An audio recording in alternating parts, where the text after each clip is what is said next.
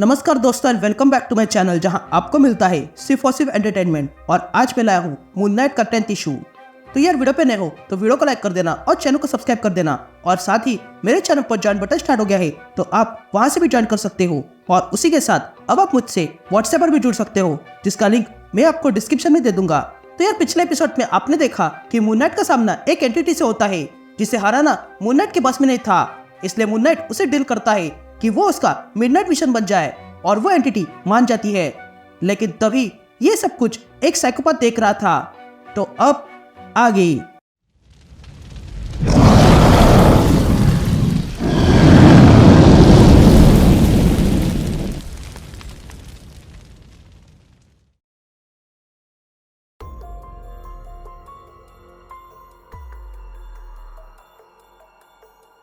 All right gang, तो issue की शुरुआत में हम मून नाइट को देखते हैं। तभी डॉक्टर स्टारमन कहती है कि तुम तो बदल चुके हो, जिस पर मून नाइट कहता है कि यही तो बात है, मैं हमेशा बदलते रहता हूँ। मैं आपके एक पेशेंट से मिला था जिसका नाम रुदरफोर्ड विनर है और वो गन लेकर मेरे घर आया था।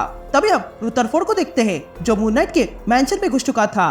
तभी डॉक्टर स्टारमन कहती है, मार्क ये रुदरफोर्ड बहुत ही खतरनाक है।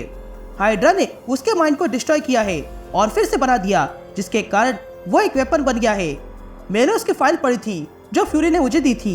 ये सुनकर मून नाइट डॉक्टर स्टर्मन से पूछता है कि क्या विनर को बचाया जा सकता है, जिस पर डॉक्टर स्टर्मन कहती है कि विनर वाइल्ड डॉग है, उसे बचाया नहीं जा सकता है, उसे बस कंटेन किया जा सकता है। या हम विनर को देखते हैं जो मून नाइट के मैंशन में आ चुका था। तभी मून नाइट विनर से कहता है कि तुमने गन लेकर मेरे घर में घुसने की बहुत बड़ी गलती की है, जिस पर विनर कहता है कि मैंने ऐसे कई सारी गलतियां की है। ये कहते ही विनर अपनी गन मून नाइट की ओर करता है। ये देखकर मून नाइट विनर पे अटैक कर देता है, जिसके कारण विनर के हाथ से गन गिर जाती है। लेकिन तभी विनर भी मून नाइट को किक मारता है और पीछे फेंक देता है। विनर की फाइटिंग स्किल देखकर मून नाइट कहता है कि तुम तो अच्छा लड़ लेते हो, जिस पर विनर कहता है कि हाँ, मुझे इसके लिए ट्रेन किया गया था। यह सुनते ही मून नाइट अपना वेपन विनर पे फेंकता है, लेकिन विनर उस वेपन को डॉज करते हुए मून नाइट के पास आता है और अपने चाकू से वार करता है। लेकिन मून नाइट उसके अटैक को रोकता है। तभी विनर मून नाइट से कहता है कि मुझे मेरा डॉक्टर चाहिए, तुमने उसके साथ क्या किया, जिस पर मून नाइट कहता है कि तुम इसके लिए यहाँ तक आ गए, डॉक्टर स्टर्मन के पास एक नया पेशेंट है, इसलिए तुम चल रहे हो। यह कहते हैं मून नाइट उस एंटिटी को पूरी जगह हिलाने को कहता है, जिसके कारण विनर गिर जाता है। लेकिन फिर जैसे तैसे खुद को संभाल लेता है और मून नाइट से कहता है, चलन तुम अभी तक नहीं समझे मून नाइट, मैं ठीक होना चाहता हूँ और इसके लिए मुझे डॉक्टर की जरूरत है। तो तुमने उसके साथ क्या किया। यहाँ सीन शिफ्ट होती है और हम मून नाइट को देखते हैं जो डॉक्टर स्टर्मन से कहता है कि तुम्हें क्या लगता है मैंने उसे कंटेन किया होगा, जिस पर डॉक्टर स्टर्मन ना कहती है। तभी डॉक्टर स्टर्मन मून नाइट से कहती है कि तुम्हें ऐसा लगता है कि तुम में और उस विनर में काफी समानता है, उसे हाइड्रा ने ऐसे बनाया और तुम्हें कौन चुने, और ये सही भी है, पर यहाँ थोड़ा सा डिफरेंस है और वो ये है कि तुम खुद को कंट्रोल करके रखते हो। जोडेक ने कहा था कि तुम्हें खुद को खुला छोड़ना चाहिए, तो क्या हो वो सही हो। तुम्हें बताया था कि तुम अपने गिल्ड से ड्रिवन हो, पर क्या तुमने कभी खुद को एक्सप्लोर किया है। तुम्हें खुद को एक्सप्लोर करना होगा। तुमने ये भी कहा था कि तुम कर्ज के तले दबे हो, पर तुम्हें कर्ज के बोझ में रहने की जरूरत नहीं है। तभी मून नाइट डॉक्टर स्टर्मन से कहता है कि तुम जानना नहीं चाहती कि मैंने विनर के साथ क्या किया, जिस पर डॉक्टर स्टर्मन मून नाइट से कहती है कि क्या ये इम्पोर्टेंट है, क्योंकि मैं जानती हूँ कि तुमने उसे मार डाला होगा।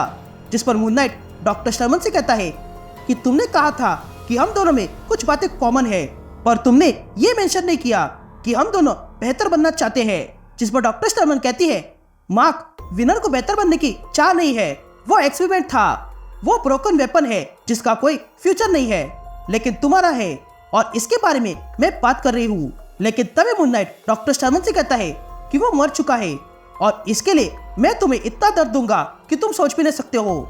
ये सुनते ही डॉक्टर स्टर्मन डर जाती है और कहती है, ये तुम क्या कह रहे हो, जिस पर मून नाइट कहता है कि मैं जानता हूँ कि मैं जोडियक का बुरा हाल करने वाला हूँ, लेकिन अगर वह मर चुका है तो मैं तुम्हारा बहुत बुरा हाल करूंगा।